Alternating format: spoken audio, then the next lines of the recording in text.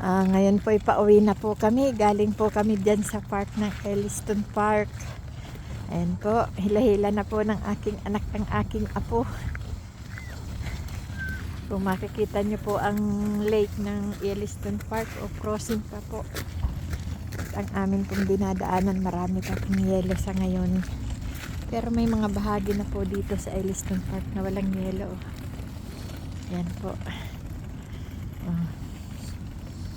Kaya basa po ang kalsada, ilang araw na po kasing nainit ay natutunaw na po ang yelo, kaya mabasa na po ang kalsada. Ayan po, ayan po ang Elliston Park. Frozen pa po ang tubig. Ayan. Pero may mga bahagi na po ng labas ng kalupaan. Ayan ang aking anak at apo. Hila-hila ang apo. Baby, kaway-kaway apo. Kaway-kaway apo, apo. Apo ko. Kaway-kaway apo.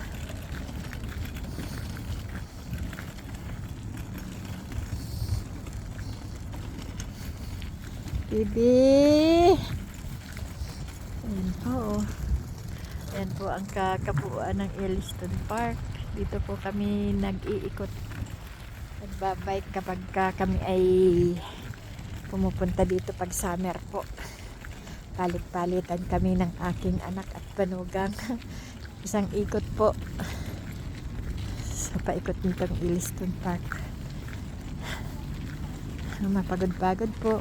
Ito din pong pinaka-exercise namin dito, maglakad, mamasyal. Pag po may pagkakataon si Inday at saka si IC, yun po, napunta po kami kung saan saang lugar dito sa Canada.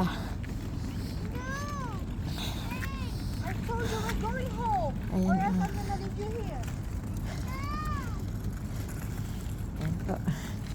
Gusto pang maglakad ni baby. Ayan po. Kainay Pikani Shalksika Tutina Chiniki Goodstone. Galing. May mga pangalan.